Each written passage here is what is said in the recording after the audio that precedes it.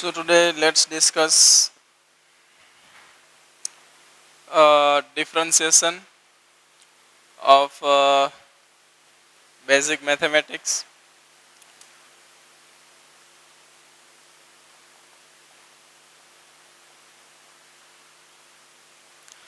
तो basic maths में differentiation discuss कर रहे थे, उसमें भी फर्स्ट 2 लेक्चर्स है, उसमें मैंने आपको जो डिफरेंशिएशन है उसका बेसिक आइडिया दिया और उसकी जो कुछ आइडेंटिटीज़ है उसके बारे में हमने डिस्कस किया। एंड फिर आगे थर्ड लेक्चर जो था उसमें हमने कुछ जो वर्कशीट के क्वेश्चंस है उसको सॉल्व किया। आज बात करेंगे लेक्चर नंबर 4। ठीक है, तो लास्ट लेक्चर में हम डिस्कस कर रहे थे जो डिफरेंशिएशन का वर्कशीट मैंने आपको सेंड किया था उसके बारे में कुछ स्टूडेंट्स लाइव क्लास में जुड़े थे, वो भी पूछ रहे थे कि how to solve this worksheet of differentiation. So there are so many pages and questions are separated sorry by their types. So first जो था उसमें x पावर n की जो आइडेंटिटी है उसके ऊपर बेस्ड क्वेश्चन थे। उसके बाद जो सेकेंड पेज पे उसके आंसर्स थे, लेकिन सेकेंड टाइप के क्वेश्चंस की बात करें अगर तो उसमें कुछ product rule and quotient rule पे बेस्ड क्वेश्चंस थे। एक बार मैं आपको देख के बता देता हूँ।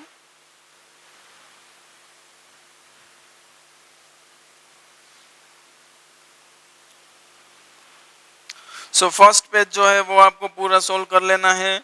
सेकंड में quotient rule and product rule के ऊपर बेस्ड क्वेश्चन है, वो भी लास्ट टाइम हमने डिस्कस किया था और इसमें मैंने आपको बताया था कि आपको क्वेश्चन नंबर 45 तक करना है, आगे के क्वेश्चंस नहीं करने हैं।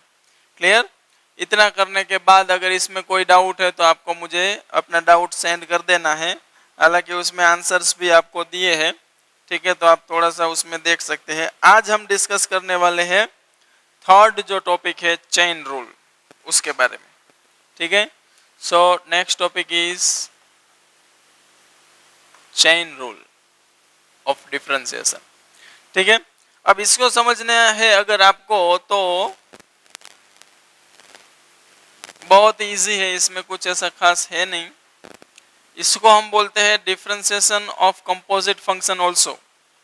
ठीक है, तो उसमें पहले तो आपको समझना पड़ेगा कंपोजिट फंक्शन क्या है, लेकिन वो थोड़ा सा अभी जल्दबाजी होगा क्योंकि 12th में जो मैथमेटिक्स में चैप्टर है फर्स्ट रिलेशन एंड फंक्शन, वहाँ पे हम different types of functions and composite function क्या होते हैं, उसकी प्रॉपर्टीज क्या है, ये सारी चीज़ें डिस्कस करते हैं। तो कंपोजिट फंक्शन का डेरिवेटिव से अगर हम समझने जाएंगे तो पहले कंपोजिट फंक्शन क्या है उसमें बहुत टाइम जाएगा, फिर उसका डेरिवेटिव कैसे होता है उसमें थोड़ा सा टाइम लगेगा। लेकिन अगर सिंपल थोड़ा सा चीज़ें समझ ले, ठीक है, कि जो भी लेक्चर 1 में हमने या 2 में जो आइडेंटिटीज बेसिक सीखी थी, जैसे x पावर n उसका डेरिवेटिव अगर n into x power n minus 1 होता है, तो अगर आप समझे कि फंक्शन अगर f of x power n हो गया तो उसका डेरिवेटिव क्या होगा। लेकिन पहले मैं देख लेता हूँ इसमें कौन से टाइप के क्वेश्चंस हैं। तो बहुत ही बेसिक लेवल के क्वेश्चन है इसमें। हाँ बिल्कुल, तो देखिए थोड़ा सा जो बेसिक आइडेंटिटीज है उसमें हम चेंज करेंगे। यहाँ पे मैं लिख रहा हूँ फंक्शंस एंड बाजू में है देयर डेरिवेटिव्स। ये टेबल अगर आप समझ गए बहुत ही अच्छी तरीके से, तो फिर ये चेन रूल या फिर ये थर्ड जो हमारा वर्कशीट का थर्ड पेज है उसमें जितने भी क्वेश्चंस दिए हैं बहुत ही इजीली आप कर पाएंगे। लेकिन इससे पहले जरूरी ये है कि जो फर्स्ट या सेकेंड क्लास में जो आइडेंटिटीज हमने सीखी है वो बेसिक आइडेंटिटी पहले याद होनी चाहिए। उसके ऊपर से आज कुछ सिमिलर आइडेंटिटीज, लेकिन उसमें अगर कुछ चेंज हो जाए, जैसे आपने सीखा है x पावर n का डेरिवेटिव क्या होता है, n into x power n minus 1। लेकिन सोचो x के प्लेस पे अगर f ऑफ x आ जाए ठीक है, ऐसा अगर फंक्शन है तो भी वही आइडेंटिटी ही हम अप्लाई करेंगे, n into f of x power n minus one. सोचो, अगर एफ ऑफ एक्स के प्लेस पे x होता तो ये x पावर n बन जाता फंक्शन, और उसका डेरिवेटिव हम करते हैं n into x power n minus one. यहाँ तक तो कोई चेंज नहीं है, लेकिन इसके बाद अगर x के प्लेस पे कुछ और है तो आपको क्या करना पड़ेगा, वो जो कुछ और है उसको फंक्शन मानना पड़ेगा एक दूसरा f ऑफ x, और फिर उसका डेरिवेटिव बाद में आपको मल्टीप्लाई करना पड़ेगा। अब पूरी कहानी समझाता हूं एग्जांपल से, ध्यान से समझिए। अगर आपके पास फंक्शन होता x पावर n, ठीक है, तो आप इसका डेरिवेटिव करते n into x power n minus one. लेकिन ये कहानी यहाँ पे खत्म नहीं होती है, उसके बाद जो इंटरनल फंक्शन होता है, ये जो f ऑफ x है, उसका डेरिवेटिव वापस हम मल्टीप्लाई करते हैं, और आप जानते होंगे कि x का डेरिवेटिव 1 होता है, इसलिए वहां पे लिखने की जरूरत नहीं पड़ती थी। लेकिन अगर सोचिए क्वेश्चन इसकी जगह पे ऐसा होता, d by d x of x plus one whole square, ठीक है, तो फिर इसका डेरिवेटिव हम, या फिर थोड़ा और मैं यहाँ पे क्यूब कर देता हूं, ठीक है, तो फिर यहाँ पे देखिए x पावर n की जगह पे अभी आपको दिखने लगा है f of x power n। Simple word में अगर आप समझे तो फर्स्ट क्लास में हमने जितनी भी आइडेंटिटी सीखी है, फिर चाहे वो a पावर x हो या e पावर x हो या साइन x हो, वो सारी आइडेंटिटीज में x जो है वो अगर कुछ और f ऑफ x दूसरे फंक्शन से रिप्लेस हो जाए तो भी हम वही चीजें अप्लाई करेंगे। जैसे कि इसका डेरिवेटिव होता है 3 into x power n minus one, लेकिन x के प्लेस पे यहाँ पे है x प्लस वन। लेकिन अगर यहाँ पे x नहीं है तो फिर उसका जो डेरिवेटिव होता है उससे भी हमें मल्टीप्लाई करना पड़ेगा। समझ रहे? तो फिर आपका फाइनल आंसर आना चाहिए 3 into x plus one whole square. इसके डेरिवेटिव में दो फंक्शन है, एक तो है x और दूसरा है 1। तो 1 तो कांस्टेंट है, उसका डेरिवेटिव 0 हो जाएगा, और x का डेरिवेटिव होता है 1। मतलब फाइनली आपका आंसर रहेगा 3 into x plus one whole square. अब यहां से आपके माइंड में एक और क्वेश्चन आएगा कि अगर हमने ये x पावर n जो आइडेंटिटी है उसके हिसाब से directly 3 into x power n minus one कर दिया होता तो फाइनल आंसर तो वैसा ही आता है। तो ये करने की जरूरत क्या है? ये बहुत ही इंपॉर्टेंट क्वेश्चन है, और उसका आंसर आपको देगा ये एग्जांपल। देखिए, d by d x of, अगर यहाँ पे a x plus b whole square होता या a x plus b whole cube होता, तो as per the identity of x power n derivative तो 3 into a x plus b power 3 minus one मतलब 2 इतना होता, ठीक है। लेकिन फिर उसके बाद हमें मल्टीप्लाई करना पड़ेगा इंटरनल फंक्शन या फिर जो एफ ऑफ एक्स है उसके डेरिवेटिव से, और जरूरी नहीं है कि अंदर जो फंक्शन है उसका डेरिवेटिव ऑलवेज 1 ही होता हो। जैसे कि ये सोचिए ए एक्स प्लस बी में ए बी कॉन्स्टेंट है, तो फिर ये 3 a x plus b whole square तो एज इट इज है। ए एक्स प्लस बी का डेरिवेटिव कैसे करते हैं? पहले इसका डेरिवेटिव फिर बी का derivative as per the first working rule. क्योंकि बी कांस्टेंट है उसका डेरिवेटिव तो 0 हो जाएगा, सिर्फ हमें करना है डेरिवेटिव ऑफ ए एक्स।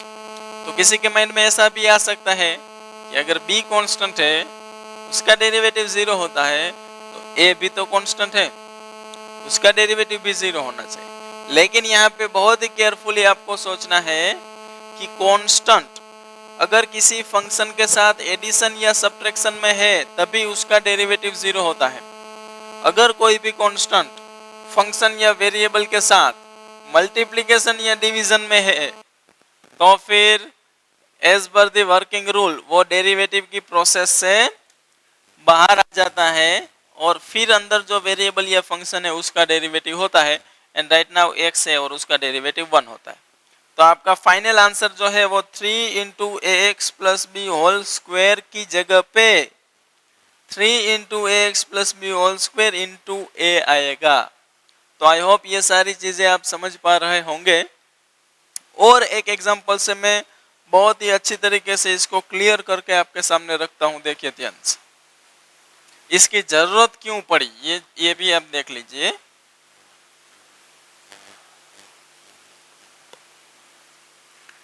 जैसे कि अगर मेरे पास फंक्शन है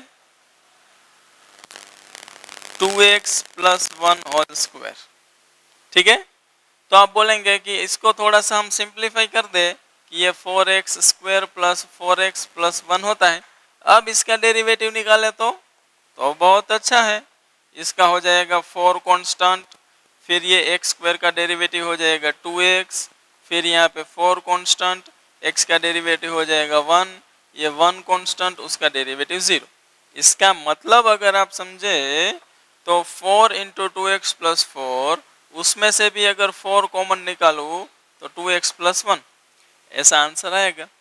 अब दूसरा मेथड जो हम डिस्कस कर रहे थे वहां से अगर सोचे तो फंक्शन हमारे पास है 2x प्लस 1 होल स्क्वायर, ये f of x power n है, और जब जब ऐसा आएगा तो उसका as per this identity derivative होना चाहिए n into f of x power n minus 1, 2 minus 1 1 into f dash x मतलब अंदर जो फंक्शन है उसका डेरिवेटिव से मल्टीप्लाई करना है, और अंदर हमारे पास फंक्शन है 2x प्लस 1, सो ये 2 इंटू 2x प्लस 1 तो एज इट इज है। फिर इसके साथ हमें मल्टीप्लाई करना है डेरिवेटिव ऑफ 2x प्लस 1, उसमें अगेन दो टर्म है 2x एंड 1, तो दोनों का सेपरेटली हम डेरिवेटिव निकालेंगे। 1 कांस्टेंट है, उसका डेरिवेटिव 0, 2x में 2 कांस्टेंट है, लेकिन क्योंकि वो मल्टीप्लिकेशन में है तो पहले वो डेरिवेटिव से बाहर आ जाएगा, फिर x का derivative with respect to x वो 1 होता है। सो फाइनली आंसर आपका आएगा 4 इंटू 2x प्लस 1। और अब आप पूरी कहानी समझ गए होंगे कि आप ऐसे करो एक्सपांड करके, या फिर ये वाली आइडेंटिटी से करो, चेंज तो उसमें कुछ भी आने वाला नहीं है आंसर में। तो अब आप बोलेंगे कि अगर चेंज आने वाला है नहीं, आंसर वही आने वाला है, तो फिर ये सब करने की जरूरत क्या है? जरूरत इसलिए है कि अगर आपको कोई पूछ दे कि चलिए ये तो ठीक है, लेकिन क्या आप बता सकते हैं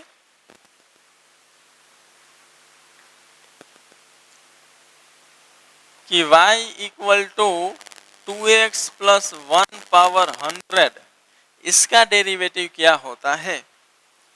तो हो सकता है शायद आपको समझ में आए कि एक्सपांड करके डेरिवेटिव करना ऑलवेज हमारी हेल्थ के लिए अच्छा नहीं रहता है। कभी कभी हमें फोर्सफुली ये जो आइडेंटिटीज है उसको एक्सेप्ट करके याद रख के अप्लाई भी करना पड़ेगा। खुद सोचिए, आपके 2x plus 1 whole power 100 impossible नहीं है, कर तो सकते हैं, लेकिन थक जाएंगे उसमें, ठीक है। तो ऐसे टाइम पे हमको काम लगता है, अगर ये हमें पता है कि y का डेरिवेटिव dy बाई dx होता है, f का डेरिवेटिव f डैश x होता है, तो ये f of x power n into f of x power n minus 1 into, क्योंकि यहाँ पे x नहीं है f ऑफ x है, तो उसका डेरिवेटिव मल्टीप्लाई करेंगे जो कि होता है 2, और फाइनल आंसर आएगा 200 into 2x plus 1 power 99। Clear? तो और हम आइडेंटिटीज की आगे अगर बात करें, ये तो मैंने आपको बताया क्यों जरूरी है। अब हमारे पास सेकंड पॉइंट पे था a पावर x, लेकिन x के प्लेस पे अगर कुछ और है a power f of x, तो फिर उसका डेरिवेटिव होना चाहिए a power f of x into log a into f dash x। उसके बाद था हमारे पास e पावर x, लेकिन अगर e power f of x है तो आपको तो याद e पावर x का डेरिवेटिव ही होना चाहिए।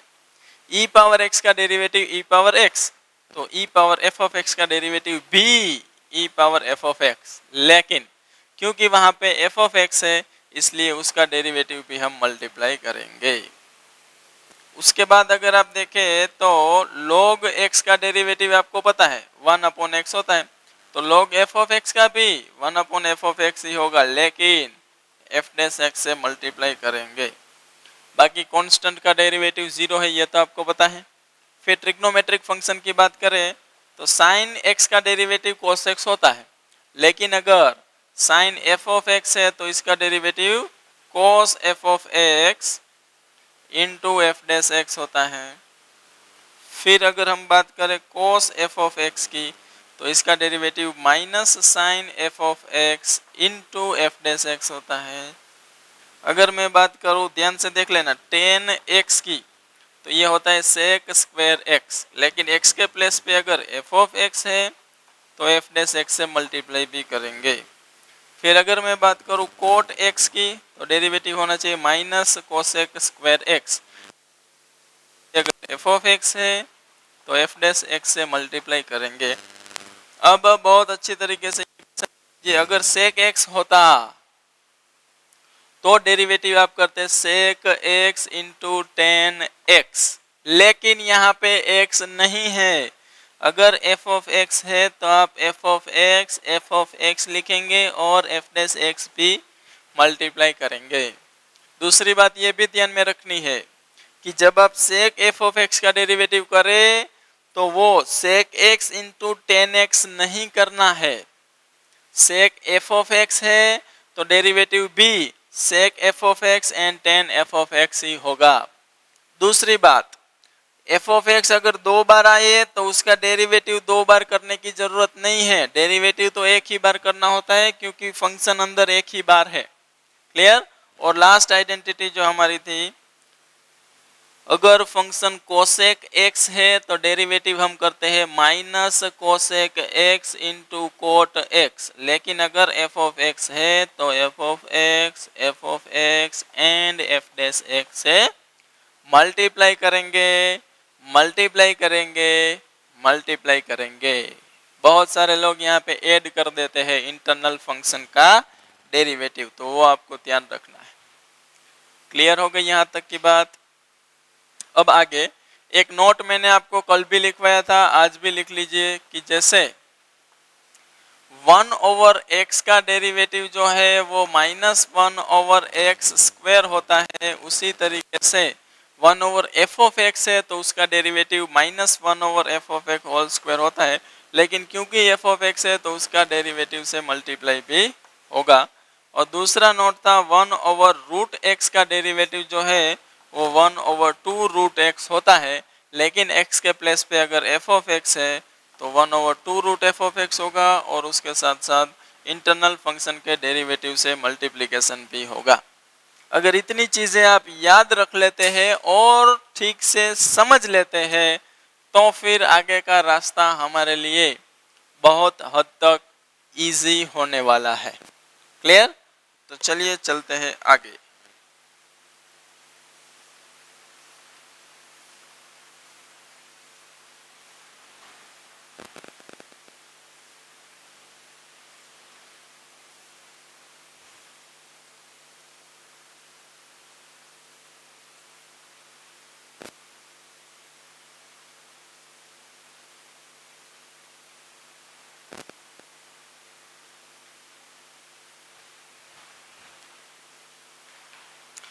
तो अब अगर यहाँ तक की बात बिल्कुल क्लियर है तो फिर हम आगे यहाँ से जा सकते हैं, जो चेन रूल है उसके कुछ क्वेश्चंस करते हैं। ठीक है, तो अब पहले समझ लीजिए कि आपको कितना करना है। तो सबसे पहले यहाँ पे फर्स्ट अगर आप देखें 30 क्वेश्चंस, ठीक है, उसमें आपको दिया है डिफरेंशिएट, मतलब उसको जस्ट आपको डिफरेंशिएट करना है। सेकेंड अगर आप देखें 31 टू 48 तक, तो वहां पे आपको दिया है फाइंड y डैश, और हर एक फंक्शन में y की वैल्यू दी है। तो y अगर दिया है और y डैश फाइंड करना है मतलब आपको डेरिवेटिव करना है। फिर उसके आगे अगर 49 टू 57 तक देखेंगे तो उसमें भी आपको फाइंड द डेरिवेटिव ही करना है, लेकिन उसमें वेरिएबल अलग अलग है तो उसके रिस्पेक्ट में करना है। और लास्ट में अगर देखें तो 58 to 69 उसमें भी हमें डेरिवेटिव ही फाइंड करना है। तो हर एक सेक्शन में से मैं कुछ क्वेश्चंस लेता हूं और आपके सामने सॉल्व करके दिखाता हूं, उस तरीके से आपको सॉल्व करना है। तो इसमें अगर आप देखेंगे तो एक क्वेश्चन में लेता हूं क्वेश्चन नंबर 7, जिसमें हमें दिया है डिफ्रेंशिएट करना है, मतलब डी बाई डी एक्स किसका डिफ्रेंशिएशन करना है, एक्स स्क्वायर माइनस 1 पावर 100। इसके बाद मैं लेता हूँ नंबर 8 पे, मतलब कि नंबर 16, क्वेश्चन नंबर 16 की अगर बात करूँ तो x minus x square minus x power 4 whole power 5 divide by 5। और एक क्वेश्चन में अगर इसमें से ले लूँ तो question number 30 last, D by d x of x power minus 4 plus 7 into x power minus 2 plus 8 और पावर में है माइनस 5/2। चलिए, फर्स्ट सेक्शन जिसमें डिफरेंशिएट करना है उसमें 30 क्वेश्चन में से मैंने कोई भी 3 रैंडम क्वेश्चन अलग अलग टाइप के उठाए हैं। ठीक है, इसको हम सॉल्व करेंगे, बाकी सारे क्वेश्चन इसी तरीके से आप सॉल्व कर सकते हैं। मैक्सिमम क्वेश्चंस आप जब तक प्रैक्टिस नहीं करेंगे तब तक डेरिवेटिव का कंसेप्ट आपको ठीक से समझ में नहीं आएगा और हर एक क्वेश्चन में कुछ ना कुछ एरर्स आते रहेंगे।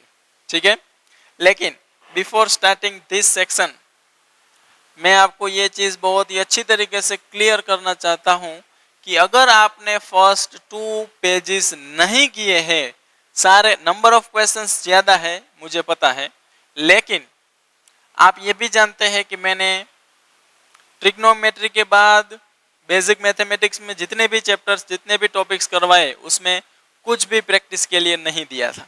यहाँ से आप समझ सकते हैं कि जिसमें जरूरी नहीं होता है उसमें मैं आपको प्रैक्टिस के लिए क्वेश्चन नहीं देता हूँ।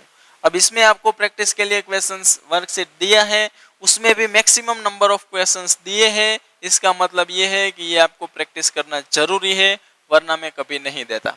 बाकी आपके ऊपर मैं छोड़ता हूँ, आप कितना करते हैं कितना नहीं करते हैं। ठीक है, तो चलिए, अगर आपने फर्स्ट 2 पेजेस ठीक से प्रिपेयर नहीं किए हैं तो ये आपको समझ में नहीं आएगा, ये मैं पहले आपको क्लियरली बताना चाहता हूँ। चलिए अब आगे, तो जैसे ही आप ऐसे टाइप के क्वेश्चन देखें तो आपको समझ जाना है ये चेन रूल है या फिर डेरिवेटिव ऑफ कंपोजिट फंक्शन है। ये पता कैसे चलता है? पता इस तरीके से चलता है कि जनरली जो आइडेंटिटी है वो हम जानते हैं x पावर n होना चाहिए, लेकिन यहाँ पे x नहीं है।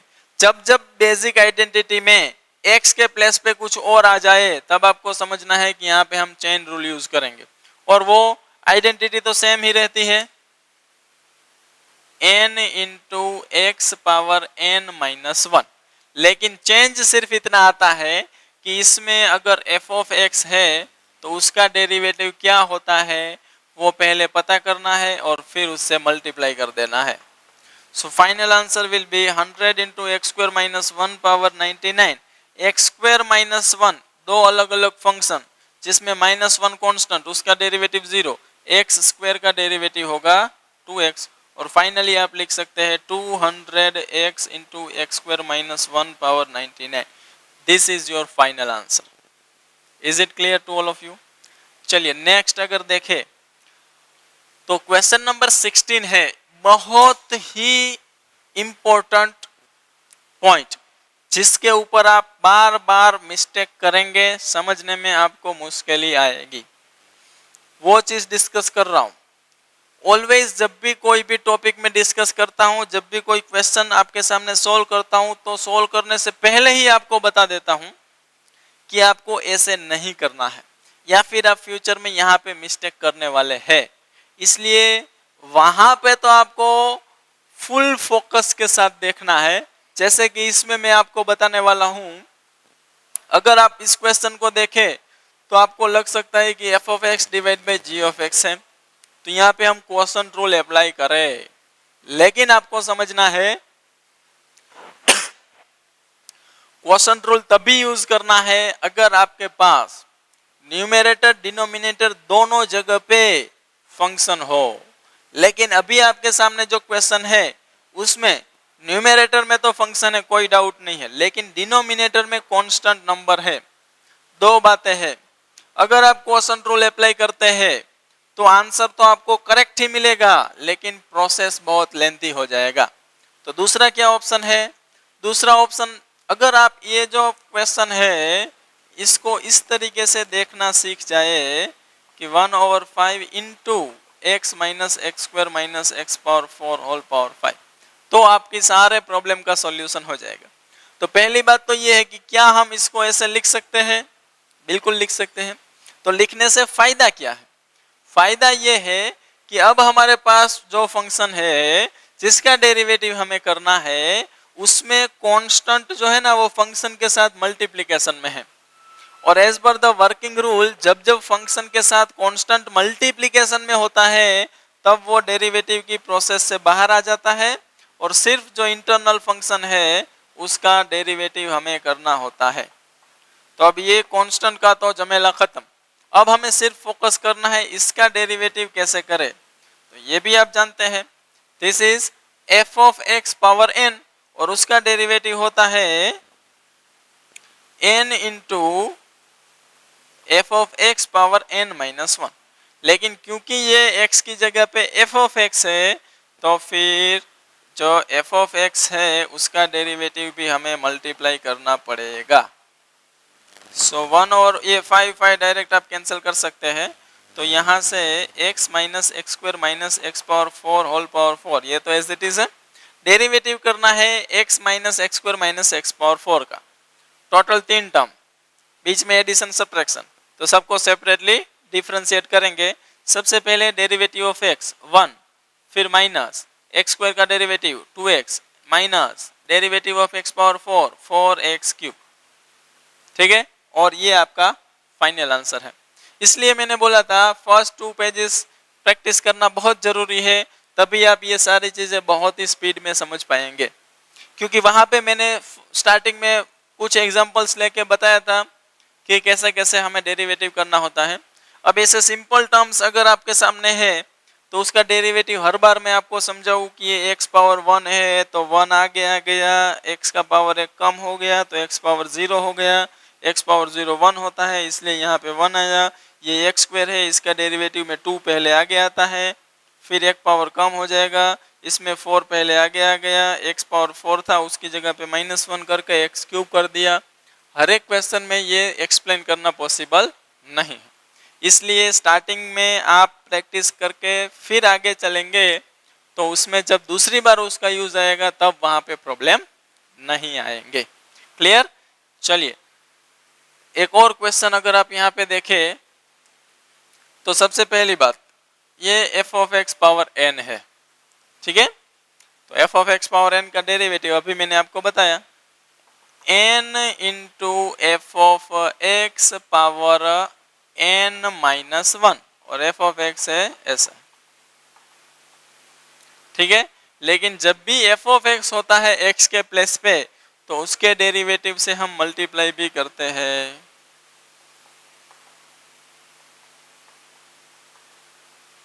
अब ये -5/2 x power -4 plus 7x -2 plus 8 power -7/2 यहाँ तक तो हो गया है।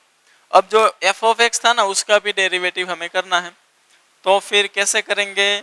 तो सबसे पहली बात x पावर -4 का डेरिवेटिव -4 इंटू एक्स पावर, पहले -4 था उसमें से भी -1 करेंगे तो -5 हो जाएगा, फिर ये 7 कांस्टेंट है -2 आगे आएगा और x पावर -3 हो जाएगा, 8 कांस्टेंट है उसका डेरिवेटिव 0 हो जाएगा। और फाइनली अगर हम लास्ट में आंसर लिखे तो -5/2 x power -4 plus 7x -2 plus 8 into और पावर में -7/2 यहाँ पे हो जाएगा -4x पावर -5 -14x ये आपका आंसर है। और यहाँ से आगे आपको जाना है तो हम क्या कर सकते हैं, देखिए इसमें से माइनस कॉमन निकाल के यहाँ पे हम प्लस कर सकते हैं। दूसरी चीज, ये जो टर्म है इसमें से 2 कॉमन निकाल के इसके साथ कट कर सकते हैं। तीसरी चीज, यहां से आप x पावर -5 x पावर -3 उसमें से x पावर -3 कॉमन पे निकाल सकते हैं। तो वो तो आगे जैसे सिंप्लीफिकेशन हम करते हैं वैसे ही करना है, बट सबसे इंपॉर्टेंट चीज थी ये डेरिवेटिव कैसे करना है वो। क्लियर? तो अब आपको जो फर्स्ट 30 क्वेश्चंस है वो आई थिंक आप बहुत इजीली कर सकते हैं। नेक्स्ट सेक्शन में से भी अगर मैं कुछ क्वेश्चंस आपको करवा दूं तो फिर आप आगे कर पाएंगे, लेकिन वहाँ पे थोड़ा सा चेंज हो जाएगा और फिर नंबर ऑफ क्वेश्चंस भी ज़्यादा हो जाएंगे, तो फिर आप पहले से ही हार मान लेंगे, नहीं करेंगे। तो आज के दिन हम यहाँ तक रखते हैं। आपके सामने टारगेट है 3। सबसे पहला टारगेट, अगर फर्स्ट लेक्चर में जो मैंने बताया था फर्स्ट पेज वर्कशीट का वो नहीं हुआ है तो वो करना है। सेकेंड टारगेट, उसके बाद आपको वर्कशीट का सेकेंड पेज करना है। और थर्ड आज का टारगेट है थर्ड पेज में फर्स्ट 30 क्वेश्चंस जो इस तरीके के हैं वो आपको सॉल्व करने हैं। थोड़ा सा हम स्पीड में जा रहे हैं, नंबर ऑफ क्वेश्चंस मैं यहाँ पे कम कर रहा हूँ। इसका रीज़न ये है कि हम मिनिमम टाइम में आगे चल सके, इसीलिए मैंने आपको वर्कशीट दे दिया है ताकि आप मैक्सिमम क्वेश्चंस प्रैक्टिस कर सके। वर्कशीट बहुत अच्छी तरीके से केयरफुली डिज़ाइन की है ताकि हर एक टाइप के क्वेश्चंस आप समझ सके। फिजिक्स के रिलेटेड अलग अलग वेरिएबल के जो फंक्शंस आते हैं वो भी इसमें इन्वॉल्व किए हैं ताकि उसमें भी आपको प्रॉब्लम ना हो। सबसे इम्पोर्टेंट चीज़, हर एक पेज के पीछे आपको आंसर्स भी दिए हैं ताकि हर एक क्वेश्चन में आपको देखना ना पड़े कि मेरा आंसर सही होगा या नहीं। ठीक है, तो इतना सब कुछ आपके लिए मटेरियल रेडी है। अब ज़रूरत है तो सिर्फ आपकी कि आप कितना एफर्ट लगाते हैं। बाकी अगर कहीं पे कोई डाउट आए तो मैं आपके लिए ऑलवेज अवेलेबल हूँ। ठीक है, तो नेक्स्ट टाइम हम इसे आगे वर्कशीट सॉल्व करेंगे।